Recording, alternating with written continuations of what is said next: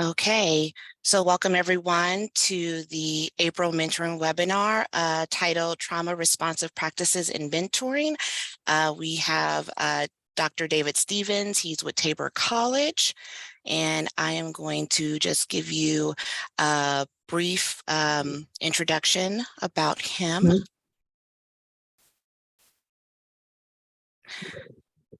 All right, so Dr. David Stevens is serious when he calls himself a lifelong student. He has studied at Harvard University, University of Southern Carolina, Cal State Fullerton, Oregon State University, Chapman University, Trenton College, and Saddleback College. His 29-year career in education has included teaching 5th grade, high school math, college math, teacher preparation, and graduate level neuroscience. He is now an associate professor and the director of Tabor College's neuroscience and trauma programs. Dr. Stevens turned his scholarly attention toward neuroscience and trauma in 1998 when he began to wonder why he, as a certified teacher, had received no formal education on the brain and cognition. Neuroscience at the time had not come far in the way of educational relevant research.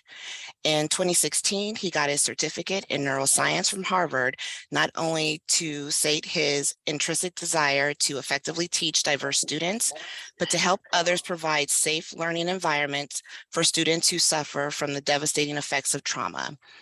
Dr. Stevens is now committed to training and impacting professionals across multiple disciplines where trauma responsive care can help victims of trauma become resilient, happy, and productive.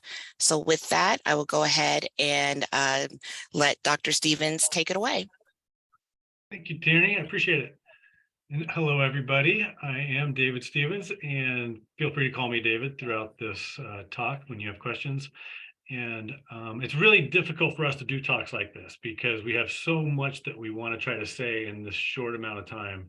And the reason I'm saying we is because I invited one of my graduates from my program. So Allison Nickel is joining us. She graduated from our program, our Master of Education in Neuroscience and Trauma, back in August. And she recently did a presentation at KSDE. And so I'll let her mention a little bit about that when she starts to talk. But what we thought we would do, since it is so hard to cram so much information into a talk like this, she's going to give us just kind of a broad overview of some of the basics of neurotrauma. And then I will go into some of the specifics that I think relate directly to anyone working with youth who have suffered trauma that I think would be beneficial to anybody who is a mentor who works with these kids. So I'll go ahead and turn it over to Allison just for a little bit here. So Allison, why don't you go ahead and introduce yourself, and then hopefully you're able to share your screen. Yes, I think so. Well, welcome. Hi, everybody. Thank you for having Dr. Stevens, David, and I here this afternoon. It's a joy to be with you guys. We've spent years, well, myself, not as many years as Dr. Stevens. I was born around the time he started studying this neuroscience. And so we though have been really transformed by this topic of neuroscience, and the time that I was in his program. The way I teach, the way I interact with other people has been completely transformed. So I will introduce myself just a little bit. I'm going to share my screen, share a little bit of information that I've been fortunate to share in a few different settings, and now get to share with you guys today. So I am a first grade teacher. I went to Tabor College, graduated, and teaching here in Heston, Kansas. And then in my 3rd year of teaching, decided to go through with the first cohort of this neuroscience and trauma program led by Dr. Stevens. So through that program, I got the chance to learn a lot of things that I ought to have learned in college and didn't, and were very transformative to the way I interact with students, and honestly, the way I interact with everybody in my life. So I'm going to go ahead and jump in. We'll see if this screen sharing is going to do what it's supposed to do. And someone give me a thumbs up if you're seeing a slide that says the journey. Oh, sweet. This is nifty. Okay. Well, let's dig in. I'm going to take you really quickly. I'm going to try and go 15 minutes or less. I am excited to share with you guys a little bit, just an introduction to neuroscience and trauma and how that might affect you guys and the people that you work with. I don't know where you're coming from in terms of an understanding of trauma and neuroscience or being trauma informed, but the first thing that I've learned is there's not a point where you suddenly become trauma informed. This is very much a journey that I've been on for a couple of years now, and am continuing to read and learn and be transformed as I learn. So becoming trauma informed isn't something that's going to happen during this session today, but we're hoping that as we present and as we share, that at the end of our time together, that you've moved a little bit further along in your journey of understanding how the brain works, how we interact with each other in the world. So I'm going to dive in pretty quickly to each of these three topics: the brain, interpersonal neurobiology, and neuroplasticity. And something you'll find is that in the world of neuroscience, all the words are lots of syllables. So try and stick with us. I'm trying not to get tongue twisted here. But for me as a teacher, these were three nuggets that throughout my course of study, these became really essential pillars in the transformation that happened for me as a teacher. And so you see all three of those things expanded my understanding of how the brain works, how we interact with others in the world.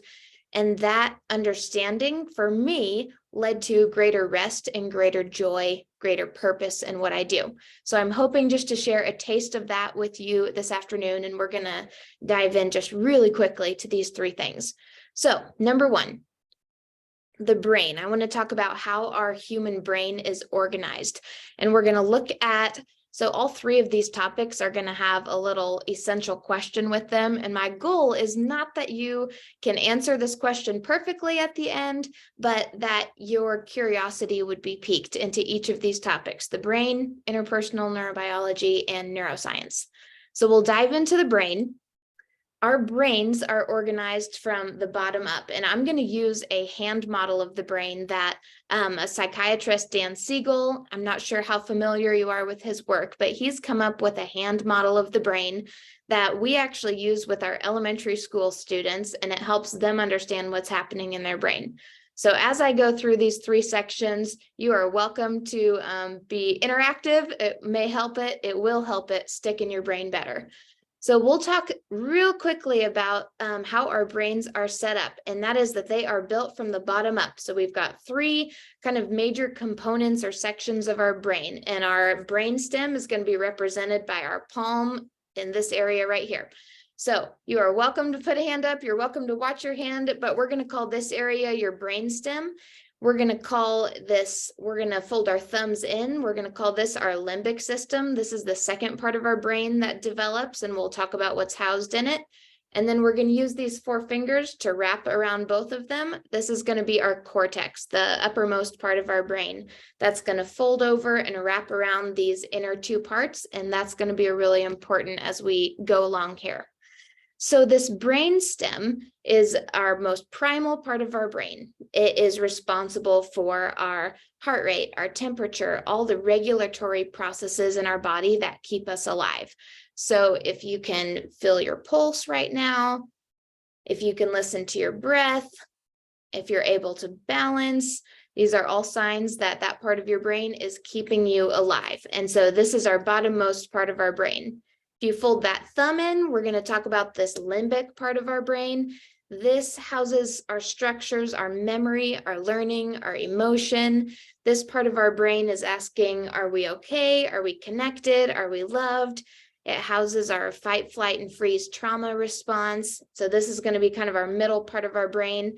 And lastly, we'll look at our cortex. And so this is going to be the part of our brain that is most unique to us as humans. It's the size of it is very unique. And so it wraps around these other structures in our brain, and its job is to regulate what's underneath, but it's also responsible for complex, higher level thinking, creativity, learning, but its most important job is to regulate these lower level functions. So we'll talk today about what it looks like when all of these functions in our brain are doing their job, we would call that a regulated brain. So all of the pieces in our brain are doing what they're supposed to do. And when that happens, we function at our best as people. We're able to be flexible, creative, adaptive. We can take the challenges of life as they're thrown at us, and we can come through them and work through them. When those pieces are not functioning all together, when we are not, when this uppermost part of our brain is not working to regulate what's underneath, sometimes Dan Siegel will call that flipping your lid. So this cortex goes offline, and who's driving the car is this emotion system or our survival state.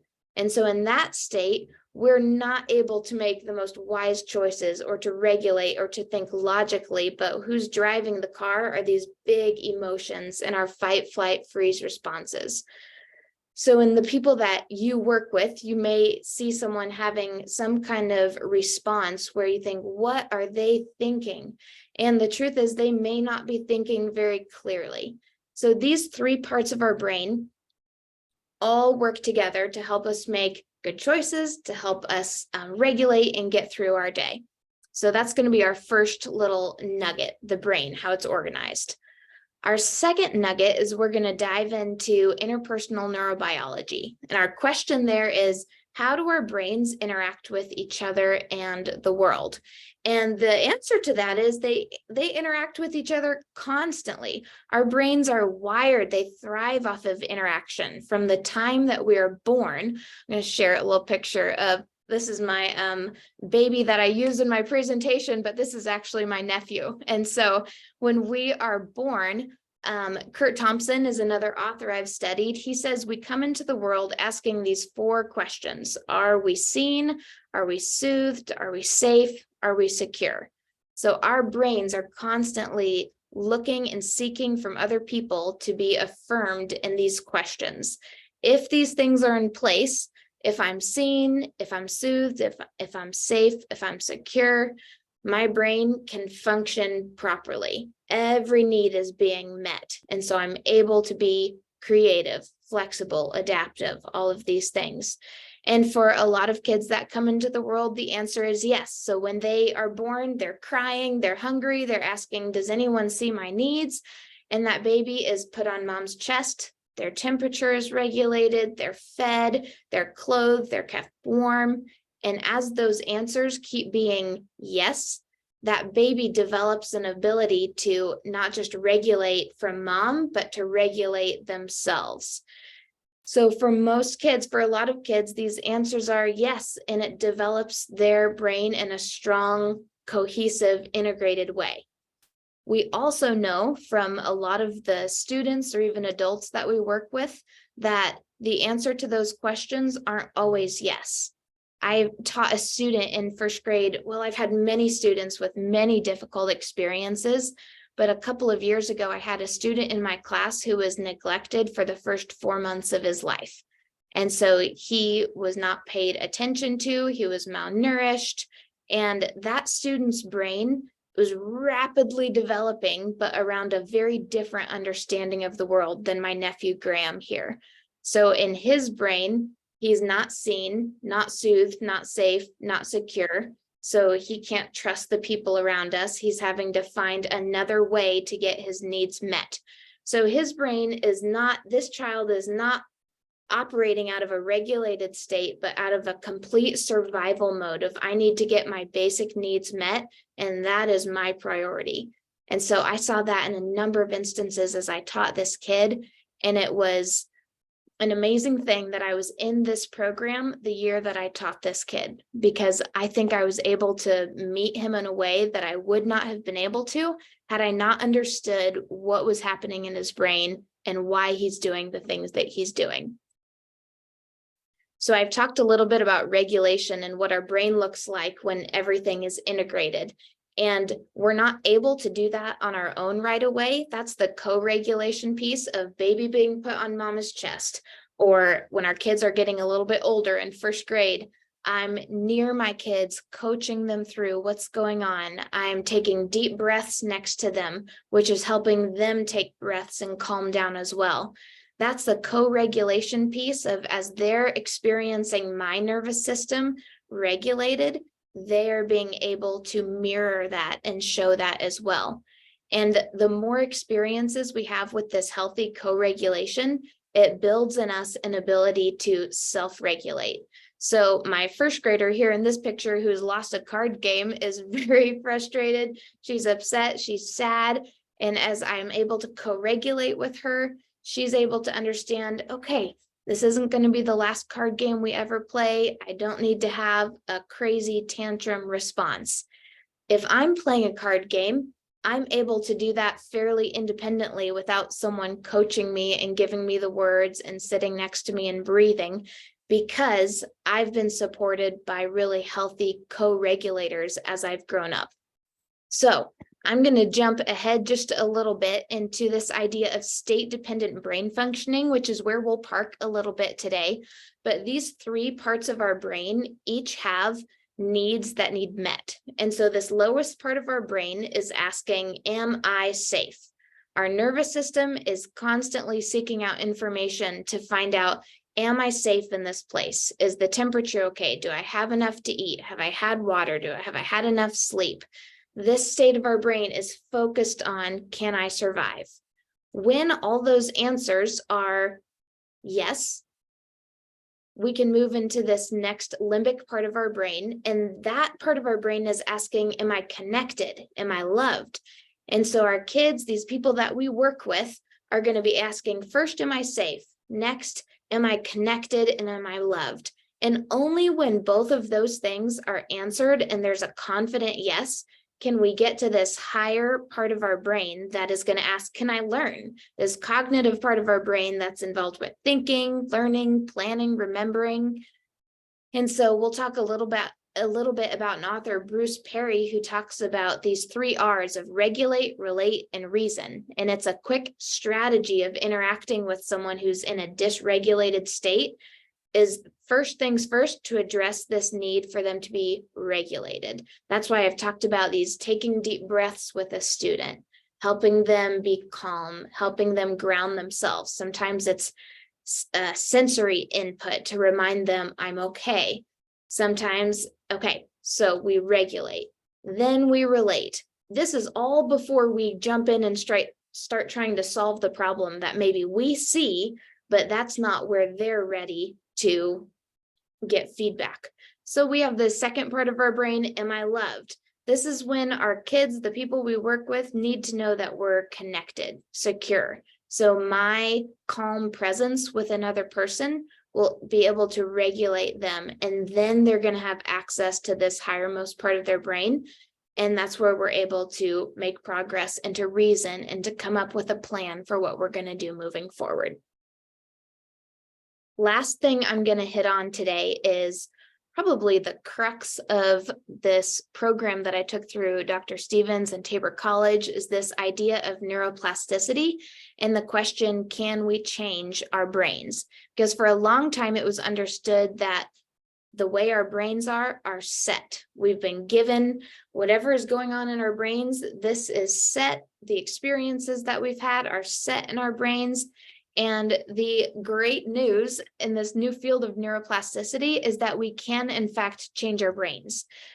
So we're going to jump super quick into an idea. So here's an interesting picture of a neuron here. In our brains, we have, in our bodies, we have about 86 billion neurons, and all they transmit information. So they transmit information from the world to our brain, and to our brain to our body, and it's constantly in communication. What we can do is we can actually have an influence on how connected these neurons are. There's a law that we studied quite a bit in neuroscience called neurons that fire together, wire together. And the idea is when we have a habit or a pattern or a way of thinking, when we fire those neurons in a repeated pattern, it is more likely that they are going to fire in that pattern because our neurons want to take the path of least resistance. So the image that I love using in this instance, and if you're comfortable, I invite you just to close your eyes for a moment, and we're going to picture a mountain. And above this mountain is a rain cloud with rain that is coming down. As the rain is coming down, it's starting to make pathways down the mountain. And there are certain pathways that are starting to get deeper, and it becomes more likely that as this rain is coming down the mountain, it's going to go into those deeper grooves. And as more water goes into those grooves get deeper, and it becomes less likely that the water is going to suddenly find a new route and start going down the mountain another way. So you can open up your eyes. If you're less visual, I have a picture for you to actually see what's going on. But here you'll see that this represents what's happening in our brains with our neurons. When we fire these neurons in a certain thought pattern, a certain behavior pattern, the more we do that, the more likely we are going to do that. So if I'm thinking, I'll take the idea of gratitude, for instance. If I am used to finding things to complain about, my brain is going to be prone to look for things to complain about. And I'm more aware, I'm more attuned to the things that are frustrating, and that's where the water is going to go. And that path is becoming deeper down the mountain. Now, if I don't want to be that kind of person, and I don't want to be someone who complains all the time, I can actually reroute that river by starting to change that thought. And so instead of thinking about what I'm going to complain about, I'm going to think about something that I am grateful for. At first, it's just a little bit of water going down that route. And it's still more likely that I'm going to think about complaining. But when I consciously choose to start putting water down this new route over and over and over and over, suddenly that river is going to be the one that is getting deeper. And it is more likely that the neurons are going to take that path, because now being grateful is going to be the path of least resistance. So these are just a few basic nuggets of neuroscience that have really important implications for us as people that are in helping professions, that work with people that have gone through trauma. It is good news that we can rewire our brains, and it has many implications for us as adults and for the people that we serve. So we've jumped really quick into the brain, interpersonal neurobiology, neuroplasticity, and now I'm going to go ahead and wrap up, and I'm going to turn it back to Dr. Stevens, who's going to take us from here. Well, thank you, Allison. I actually feel like a proud papa, and you made it pretty clear that I'm old enough to be your dad, so I can say that, since you were actually born when I was taking my classes. So yeah, so that was actually a really good job, because I can't do it that succinctly. As you know, as Allison knows, when I get talking about this stuff, I have so much to say, it's hard to get me off of my roller coaster. So I'm actually going to kind of start a discussion here. I'm going to go through a lot of information. So if you hear anything you need more clarity on, just go ahead and stop me. I don't take offense to being interrupted. So to go back to the description of the way the brain is structured, that's really going to be the most important aspect of this talk, because we have to remember that we develop that way. We develop inside the womb from our nervous systems and our brain stem first. And then our limbic system began to form, and then we started to develop our neocortex. And the reason that's important is because that's how we respond to stress. And it's really important for us to understand stress and how we think of stress when we're working with kids who have suffered trauma, or even adults who have suffered trauma. Because, as an example, if I go walking into my bedroom and I open the door and I see a snake on the floor, I'm going to have an automatic response. My autonomic nervous system just takes over, and I'm going to have to protect myself by jumping back. And I jump out of the way, and there's all kinds of things that happen. And it happens in a certain order. My autonomic nervous system actually sends messages out to the body so that my thalamus, which is the control center in my brain, can actually get my heart, lungs, guts, everything is moving, getting me in that ready to respond to a dangerous situation.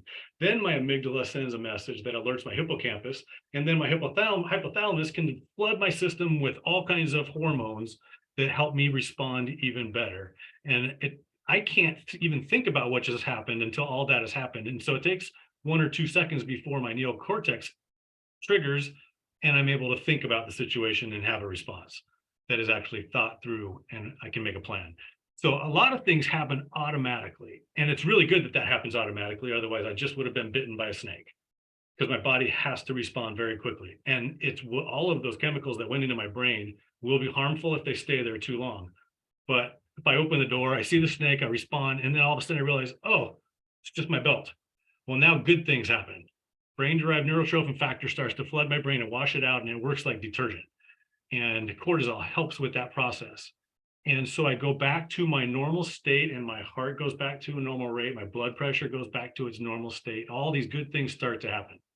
So the problem with trauma is, if a student who has suffered trauma, many times when they get triggered, they can't come out of that red alert state. They get stuck in that state of too many hormones in the brain, too many stress hormones that are being harmful and doing harmful things, not only to their learning, but to their physical brains.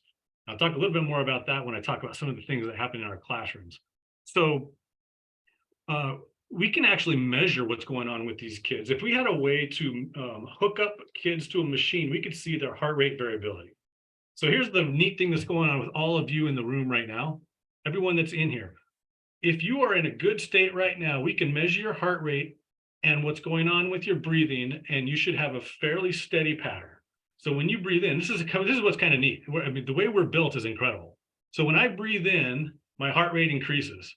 When I breathe out, my heart rate decreases, and I'm totally in flux like that, continually balancing out. And so it's my parasympathetic and my sympathetic nervous system keeping me in balance through my breathing and my heart rate together. So we can measure unhealthy heart rate variability with these kids by hooking them up to monitors, and we can see when they are triggered in that red alert. And there are different things that happen in different pathways. And I kind of want to talk a little bit about polyvagal theory, not in depth, but just a little bit, just so that you can see that when we are responding to behaviors, there are different things that we need to look for based on the type of autonomic nervous system response that the child is having. So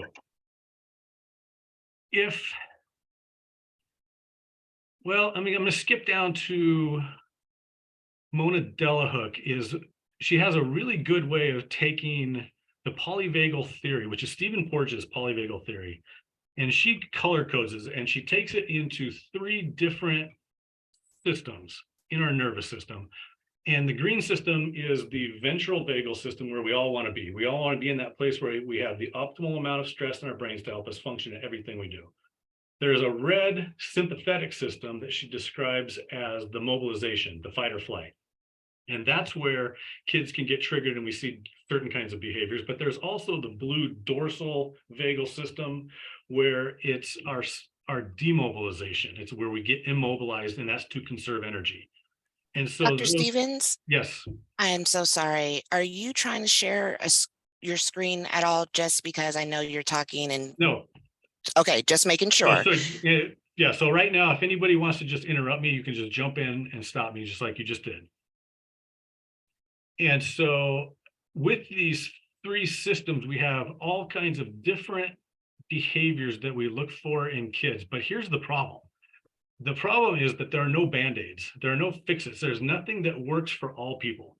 So people ask me all the time, they say, what should I do with this student in my class? I'm seeing this behavior. And my answer is always the same. I don't know, because I would have to come see the student. I would have to see them in their natural environment. I would have to look around at everything from the physical environment to the kids that they're working with, to what's going on. And I would have to try a few things. And if it didn't work, I'd try new things. And it's usually a process that you can narrow it in over time. I'll talk a little bit about that in a second as well. But that's a real problem. It made it difficult to design my master's program, because we don't have fix-its. We don't have solutions. What we hope at the end of this program is that our students are able to understand what behaviors might mean, so that they can come up with their own methods on the spot and with their own responsiveness on the spot. So I don't call it a trauma-informed program. I call it a trauma-responsive program, because I want all students to be able to respond to any situation with any student by going through a process, not by trying band-aids and fixes. So if we go back to kind of Mona Delahook's process of looking at green is where we want to be, red where the kid shows certain behaviors, blue different behaviors. there are certain things we look for. So if a kid's in the green state, we know that, you know, their eyes are looking directly at people, their body is relaxed, their face is expressive, they're smiling, they're generally kind of happy. But if a kid's in a red zone, if something triggers them, their eyes might be squinted, they might be looking quickly around the room, their body is in constant motion, their voices get loud, they have uncontrollable laughter, and the most important thing is their hearing is reduced. So when a student gets triggered and they go into a trauma responsive state themselves, because the middle ear goes relaxed, it's trying to hear anything that could be dangerous in their peripheral or from behind them. That's just one of our survival skills. It's so that if we're in the jungle, if I'm out anywhere and there's an animal or something behind me, I'm able to hear it and I go into a different state. But when I'm in that state, I can't hear voices. This is really difficult for people when they're working with these kids because they think the kids aren't listening to them or paying attention, but it's because they don't have that ability. They're in hyper vigilant, protect myself state, and their body is taken over. So if they're in a blue state, if they're using the other system, if they go into kind of a, they just kind of disappear. These are the hardest ones for us to detect because their eyes go a little glassy, their mouths are usually turned down, their bodies go slumped. They just seem like they have a flat voice, and they just seem like they're just kind of almost depressed. But the reason we don't notice that in classrooms or in situations where there are other people is because they're not causing behavior problems, they're not disruptive. And so they're the ones that usually get overlooked. And that's when we're working with teachers, we want them to be really vigilant of that, because those can be dangerous situations, especially when we get into middle school and high school, because those kids become depressed. And so what we really want people to do, whether they're mentors, teachers, psychiatrists, anyone who works with these kids, is to be very mindful when you're in the presence of these children to take a self-inventory. When the behaviors start to arise, when we see these behaviors, we have to take a self-inventory of ourselves and stay regulated ourselves, because we get triggered. We have mirror neurons and we become triggered by the student, especially if we have our own trauma. We become triggered and it actually causes our physiology to change. And more importantly, it causes our countenance, our expressions on our face to change. And that is the most important thing for us to provide safety for kids, because nobody can learn or do anything well when they're not safe.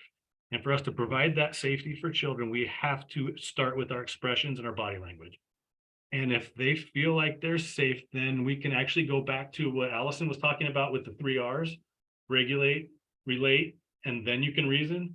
So you can't help a child regulate if you're not regulated, because you come across as being dangerous. You look worried yourself, you look angry. If you have an angry expression, no one's going to regulate. So it starts with you. So you really have to work really hard at getting good at not letting behavior affect your own physiology and rise above it. And then you can actually relate to the person and say, you know, it's okay, we're in this together. They need to know they're loved. If they know that they're loved and they're cared for, then you can get to a place where you can eventually reason. And sometimes you can't even reason that someday. Sometime it might be the next day, or it might be hours down the road. You never know. It's different with every situation and every single kid. So that's why it's really hard when people say, what should I do? Is our process I should go through? I usually say, you know, you need to find out what things help a child regulate. Do it beforehand, have a plan. And usually parents can help with that. You can find out from parents what kinds of things help your child calm down when he's in that state, or what helps them engage when they disengage from society, from you, from what they're working on, what brings them back. And so it can be anything. It could be smells, it can be sounds, it could be music. If you can find out these things from the parents ahead of time, then you can work on plans with the kids, because the kids need to be part of the process. And they need to help you develop that process so they can own it, because eventually it needs to be theirs. They need to be able to self-regulate without our help. And so, and what works sometimes doesn't work every time. That's the other thing that's difficult for teachers, is they'll feel like they figured something out that works for a kid, but it won't work on Tuesday. And like, well, you got to try new things. That's why you have to be responsive. You can't just know and have skills. You have to be responsive to every situation. It could change. And so sometimes it might be breathing. The next day it might be meditating. And it might be touch. Some kids like their shoulders touched when they're in that state. Some kids don't want to be touched in any way. In fact, proximity might be important. If you get within 3 feet of a kid, some kids don't feel safe. It could be taking a walk to get a drink of water, or citing something positive, or singing something. There's so many different things that you really need to explore with the kids and their families to figure out what works. Then relate. And if you can't truly love the kid, you really shouldn't be in that place. I always tell teachers, if you don't love everything about what you're doing and every single kid, and if you can't love a kid to the point where their behaviors are their language of what's going on inside, and if you can't just love through all of that stuff, you're not going to be able to do this, because they have to know they're loved. They have to know they're cared for. They have to know they're safe. And then you can have that conversation about, this is what just happened. This is what I saw. What did you see? What were you feeling when that happened? What can we do to change this in the future? Then you can reason. And so as mentors, I think if I were to give mentors advice on what to do, I would say working with these kids, practice mindfully tuning into what's going on in their bodies. And you can do that together. I mean, you can say, so you, even as the mentor, I can say, I've had a really rough day and I'm going to work really hard to actually bring my own breathing into a place where it's supposed to be, focus on the fact that we're both safe right now. We've both had lunch. We're in a good place. And so practice mindfully tuning in, because I think it's really important that kids are able to name it, describe the feelings that they're having. One of the girls that little girl, 5 years old, I'm working with at the elementary school, she explained what she was feeling as fireworks. And so after I told her what those fireworks are and where those fireworks are coming from, she was able to explain that to other people the next time it happened. And so by being able to explain it, she can do some things to actually make the fireworks go away. So as a 5-year-old, we can even teach them, this is a bodily response, celebrate it. This is a good thing. This is your body protecting you.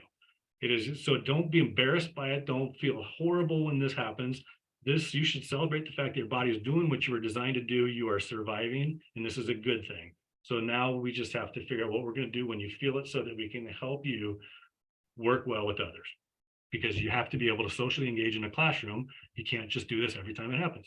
So the problem is, our schools are not designed to operate like this. Our schools, our institutions are really a top-down cognitive process. And we really do it at the detriment of the bottom up, celebrating the emotions and the feelings. In fact, we kind of snuff it out. As teachers, it's difficult for us to accept emotions in the classroom because we have so much that we want to get done, and there's so much information we want to cover that we don't focus on the emotions and the feelings. But one thing I do want to share, if I'm able to, is, in fact, let me go back. I'm going to bring this up, and then I'm going to share my screen real quick.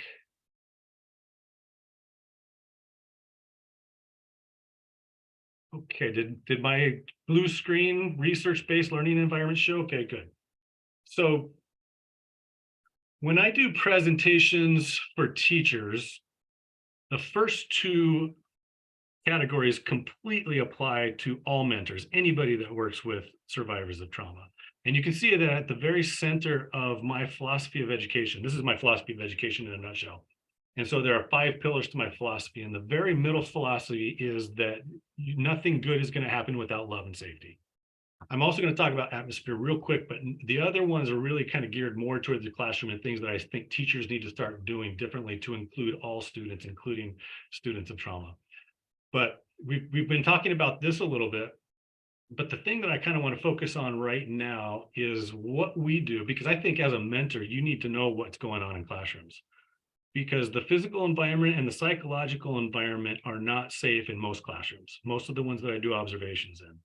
So by physical environment, I'm basically talking about feng shui, the lights, the sounds, everything about the physical environment, including where the furniture is, how the seats are set up, and proximity to teacher. All of those things can create stress. And a lot of teachers don't realize that bright lights for students with autism, with students who have suffered trauma, the way you light your room can actually be a trigger. Also, sounds, any low sounds can be a trigger, especially to students who have suffered physical trauma. The sound of an air conditioner or a heater turning on, little things like that, like traffic outside the window. We don't design our schools with these kinds of things in mind, but it's good for us to know when we're working with these kids that certain things can trigger them. More importantly, the psychological environment is the one thing that I'm hoping to have more of an influence on through my student graduates who are teachers, because I want us to create atmospheres where mistakes aren't just okay, they're actually mandatory, because that's a survival skill in life. We have to be making mistakes and learning from them. And that's why I have that Albert Einstein quote, because I love it. Anyone who has never made a mistake has never tried anything new. That's the whole point of school. everything we're doing in school should be new. So we should be presenting information, we should be presenting projects, whatever kids are working on, at a level just above their zone of proximal development, just above their level of understanding, so that it's new to them at a level where they can actually explore and figure it out. Something crazy happens when we explore and figure things out on our own, and it's like a drug. Because when we explore and figure something out on our own, the same dopamine and other chemicals in our brain that are triggered, it's similar to a drug.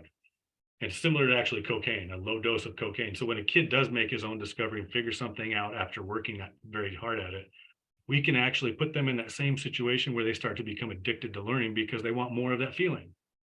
And so telling kids what to know doesn't do much for that whole process. Showing kids how to do things or helping them, putting them in situations where they can succeed on their own is very different. Succeeding on their own is very different than me telling you, here's what I want you to know, repeat it 50 times, and then turn in your homework tomorrow for a grade. So the biggest thing that I think that we really need to do is just set that environment where when you make a mistake, when you do something wrong, we're going to celebrate that as an opportunity to watch you learn something right in front of me. I can't wait to see it.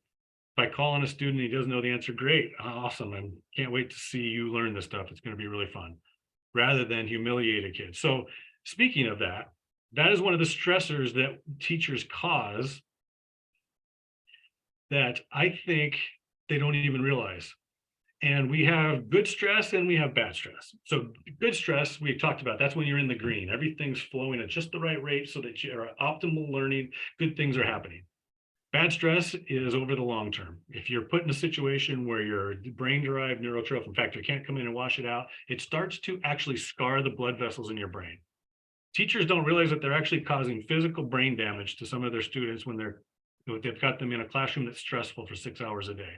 And students with learning disorders and students who have suffered trauma are not able to work at their level sometimes, and they're in a constant state of stress, in a constant state of fear that they're going to fail. And so what that does is plaques start to develop in the blood vessels of the brain and the hippocampus. And what's really interesting about the hippocampus is it's our most important area of the brain for learning, because it takes short-term memory and it turns it into long-term memory. And the hippocampus is actually studded with, it looks like an orange with cloves stuck in it. It's studded with these receptors so that stress hormones actually attach to it easily, so that we can remember whatever it was that we just learned and then process it into long-term memory. But the problem is too much stress causes damage to the hippocampus. And we know that if we took brains out of kids who have suffered trauma, their brains are actually about 33%, the hippocampus is about 33% smaller than the hippocampus in a healthy brain. Now that right there, just knowing that, you should be able to empathize with a kid who's struggling with learning if he has suffered trauma, because he has a physical disadvantage to all the other students. And it should make you just feel horrible for these kids to have to come into a classroom with other kids at the same age with a physical disadvantage, because they have a hippocampus that can't retain information for as long and process as well to put it in a long-term memory. And then we have the same expectations for those kids, causing more stress. So there are all kinds of practices that are happening in classrooms that cause stress. One of the biggest ones is raising your hand. Whenever a teacher calls on a student to answer a question, imagine, you probably all can imagine what it was like when you were in school. If you didn't know the answer, you're hiding, you're trying to avoid eye contact, and in your brain, you're thinking, please don't call on me, please don't call on me. You're stressing out and you're getting nothing out of the conversation. So the kids that know the answers, they're not getting anything out of it because they already know the answers. Kids that don't know the answers are stressing out. They're getting nothing out of it because they just don't want to be humiliated, and nothing good is happening. So we don't think about those things. We don't think about how these simple practices of asking questions out loud in class are causing such stress to the kids who aren't good at playing the game of school. But when we step back and think about these things, it kind of changes what we do. If you walked into my classroom, you'd be thinking, why aren't students raising their hand? And I'd say, because they know I'm looking for people that don't know the answers. I'm not looking for correct answers, because I want to be able to celebrate the fact that they don't know. And then that will help me guide the conversation. So these are just little things. If I would talk about collaboration, and I would also talk about community and how we have to teach kids to more than tolerate, but to actually love the differences of other, because that helps students with trauma to actually feel like they're part of a community when people love them for their differences and not completely making them always feel like there's something wrong with them. Teachers need this more than anybody because we need new modalities, and that's kind of what I'm talking about. All of this stuff we're talking about is a new modality, and I'm not going to talk about grades or homework right now because that's different. But I did talk about exploration being like a drug. And I love this quote by John Medina because he's the one who said, if learners are allowed to remain curious, they will continue to deploy their natural tendencies to explore and discover until they're 101. And so that's influenced all those names that you see down at the bottom. Those are the people that have influenced my thinking on how we need to change the way we teach so that people can feel safe in the classroom and not have to memorize, remember the way we do things right now. So anyway, that's kind of a nutshell, 10,000 foot view of all of this stuff. It's really hard to go through all of this kind of information in one sitting because we have classes designed for almost all of these concepts. But nobody interrupted me, but I'm assuming that people might have questions, thoughts, comments. They might even disagree with me. You're allowed to disagree with me as well. So if you have comments, questions for Allison or me, just go ahead and put them out there.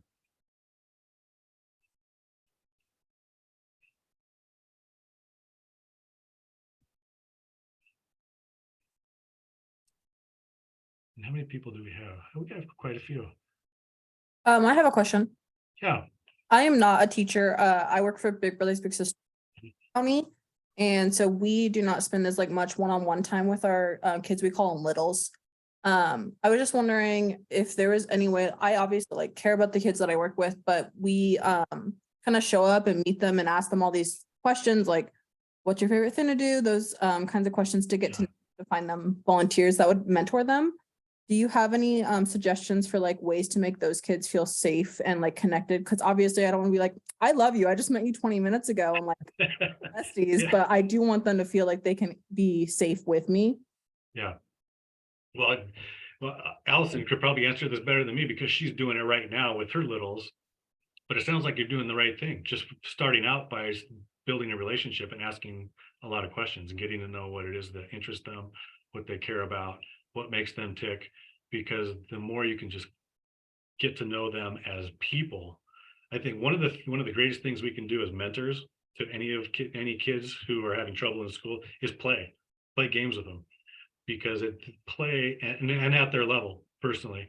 So I tell my wife all the time, wear clothes that are comfortable when you work with your kindergartners, because you need to get down at their level, be on the floor with them, play games right at their level so that they feel safe with you, they feel comfortable with you, and you're not looming over them. So that would be my one suggestion. Allison, do you have anything better than me? Oh, probably not better, maybe additional. My thought, it kind of echoes what you talked about before about the difference of being trauma informed versus trauma responsive.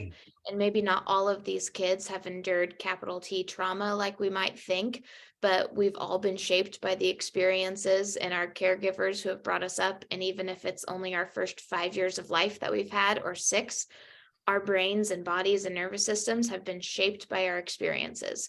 And so we will respond to sounds and sights and tones of voices and physical touch in different ways. And so even having an understanding going into that conversation that you need to be aware of how what you are doing and saying is landing with this child.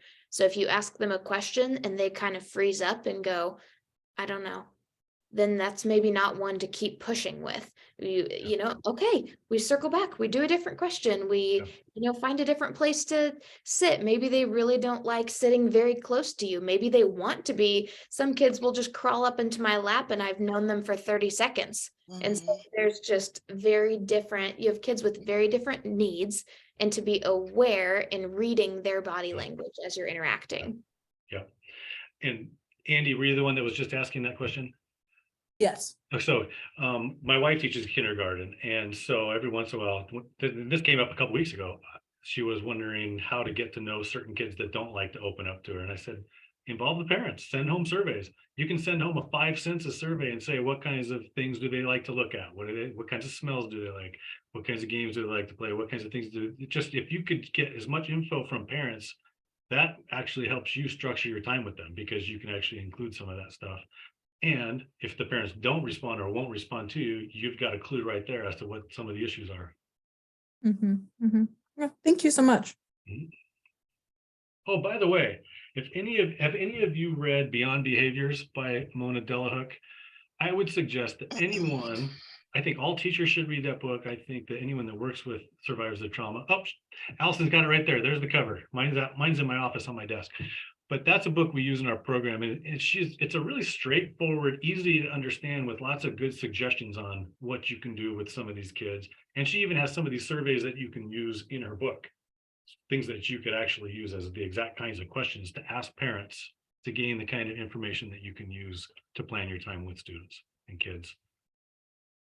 I have a question. Yes. For teachers who are trying to implement this type of practice into their classroom, and they're still seeing, like temper tantrums or outbursts, is there something that the teacher can ask a parent to practice at home that might help, that you would say would be, helpful? Yeah, that's, Allison, you have to help me on this one too, because this comes back to where every single kid is different, and some of them just take so long to reach and figure out what might work. But as far as getting parents involved, I think the biggest frustration is when parents don't want to be involved. They want the teacher to fix it. And that happens way too often. It's so often where the parents are just like, I don't even know what to do about it myself. Just please fix my kid. And they don't even help. One of the biggest things that we're finding, and the research is pointing to, is that the number one thing parents can do to help with students who have these kinds of outbursts and these kinds of behavior issues is sleep. We find out that through surveys that the parents don't provide healthy sleep patterns for the kids. And part of that means not playing video games or being on any technology within an hour before going to bed, just little things like that. Because in the research where they do fix the sleep patterns, a lot of the behaviors either go away completely or they're just diminished and easier to deal with in the classroom so that you can implement plans. It just seems to me that sleep is one of the number one factors in all the research when it comes to behavior issues. And it's one of the greatest helps in anything that we set up. So yeah, I would say there are things you could work on with the parents, but it's actually just a conversation and a constant trial and error process where you finally find something that's going to work with a kid and then can teach a kid how to identify what's going on so that they can help be part of the plan for the future. Allison, you have anything different on that? Yeah, part of what I studied in the program for my thesis was mindfulness. And so I started off with researching what mindfulness practices would look like for students and how to equip them.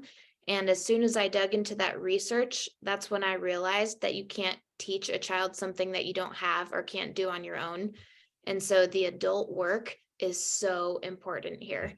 And so if you have parents that are asking or willing to put in that work, consider that a huge win already, because most parents don't even have the awareness on how much what they are doing is impacting their kids.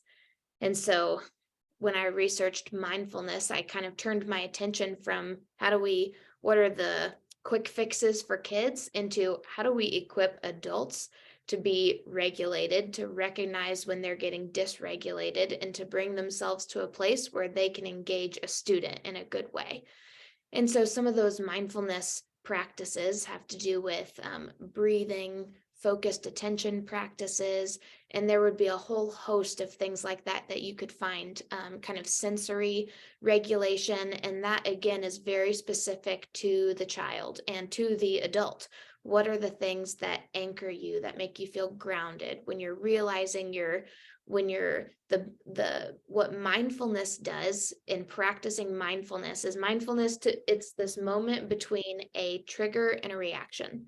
And so a lot of times that gap is very, very small, especially for young people and especially for those who have had trauma. That trigger and response is almost automatic. And so the mindfulness piece is building the strength, building the awareness to go, I recognize that I just got triggered. Here's what it's doing in my body. Now I'm in the place where I get to make a choice on how I'm going to respond. So maybe I need to go for a walk. I need to get a drink. I need to do some of my breathing exercises. And children can be taught that, but it has to be in this co-regulatory place. It's not just study your flashcards, or they're not going to be able to do that unless they can do it with a safe adult. So you can give some of those practices and some of those ideas to your families, but really teaching the adults that it starts with them, and what they model more is caught than taught. So that goes into my second question of, is it okay to walk away from a student if the student being triggered has triggered you, and you have to do that mindfulness, but it takes more than just like 2 seconds, and they're throwing a fit, you know, like if they're throwing a fit and you get triggered in the process, can you walk away? Yeah, there are so many situations, and each situation is going to have some things that are different about it. And so my primary thought is the child's safety and your safety. So if the child is in a place that they are safe and they aren't harming themselves or someone else, to take a step away. Oh, I've done that a number of times for students that I have, where I've been in a classroom, and this happened with my student who was neglected for the first 4 months of his life. I had asked him to clean something off, a piece of trash under his desk, and it completely threw him off, and he was clearing everything out of his desk, yelling, just throwing things around in the classroom. And he was the only one in the classroom at the time. And so I kind of like looked in as I was walking back in, and he had sat down. And so I knew he wasn't hurting himself. He wasn't hurting other people, but I was right outside the door going, oh my gosh, I can't do this right now. Can't do it. Not again. And so what I did is I just stayed outside the door. I recognized that. I knew that what I wanted to do is go in there and tell them it is not okay to throw this. It is not okay to this, that, and the other, because I'm angry. It's my plan time right now, and you are taking it up. And so I realized that I'm triggered. So I stayed outside the door. I did some breathing exercises that I've learned are really helpful for my nervous system. And believe it or not, even within a few seconds. So you can develop some strategies for yourself of, if I only have 3 seconds, here's something I can do to kind of anchor myself. Okay, if I know I have a minute or 2, here are some things I can do to anchor myself. If I've got, if I've come home from school and I've got 12 hours before I teach again, here are some things that I can do. Because sometimes you do have that time constraint. Sometimes it might be 3 seconds where you have to look away, take your breath, and then you have to be ready to engage.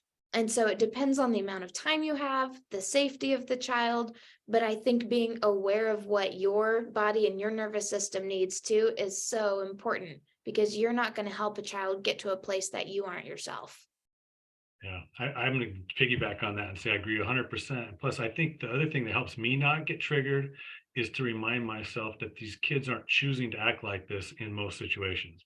That it's a bodily reaction, that it's coming from the bottom up, before it has a chance to be thought down from the top down. And so that has helped me a lot to not react, because I can step back and say, okay, this is just the language of their body telling me something's wrong, and I need to kind of take my time and not get triggered by it, because I get triggered by high schoolers being disrespectful. There's all kinds of stuff that triggers me. And so I constantly will have to just step back and say, I can't let that trigger me, because I'm not going to be able to relate to this person until I am safe, and I have to keep myself safe. But it just helps to know that they're not choosing, and they're not purposefully being bad. They're not purposefully being out of control. They're not purposefully being disrespectful sometimes, because that's one of the first things we do is this coming from the top down or the bottom up? Because you respond differently if it's coming from the top down. Thank you. All right. Thank you, Lenore. Those were great questions. And thank you, Andy. And I appreciate how you tied that up nicely with saying that, I think just as human beings, if we just handle each other in that same way, I think outcomes would be a lot different, more on the positive end of the spectrum, I suppose. So with time now, about a minute, I thank you guys so much. This was such a fascinating presentation, information that you guys shared. I mean, it's definitely piqued my interest. So I'm hoping everyone, that you've got something out of this and that you're ready to go, I guess, into a deeper dive on your own and learn more about this.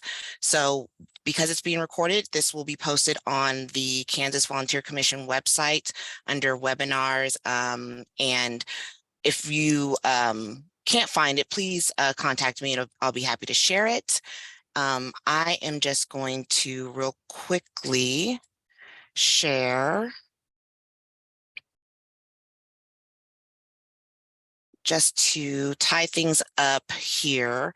I wanted to let you guys know that we are in the middle of getting applications in for our youth civic engagement mini grant opportunity. Programs can receive up to $5,000 match funds to support their youth civic engagement initiatives. In the actual grant season runs a bit longer than the typical because we start from June 1 of this year and it runs all the way to April 4th of next year. So feel free to contact me about that if you need some more information. And then our next speaker is Marcus Miller. He's our executive director, Greater Topeka. The program is First Tee, where he teaches golf. He gives life skill lessons and golf lessons to, I believe, middle and high school aged youth. So if you're interested in that, he will be our speaker. And then just ways to stay connected with the Kansas Volunteer Commission. So if you would like the monthly newsletter sent to you, just email me or volunteer@ksde.org. You can invite me or any of my colleagues to come and speak about our programs. Or you can, follow us on social media. We're everywhere. We're actually trying to, I guess, be a little bit more engaged. So please follow us and give us a reason to, check those pages more often. All right. So with that being said, I want to say thank you again to Dr. David Stevens and to Allison Nickel for a wonderful presentation. And with that being said, thank you. And I hope to see you at the next one. Yeah, thank you very much, Tierney. I appreciate everyone showing up for this. And Tierney, if people do have questions, they can always reach out to me if they want either more information or want to know about our program, or if they just have questions about stuff we just talked about. Feel free to give them my contact info. Okay, I certainly will. Perfect. All Thank you right. very much. Thank you. You guys have a good afternoon. Thanks. Thank you. Well. All right. Bye. Bye.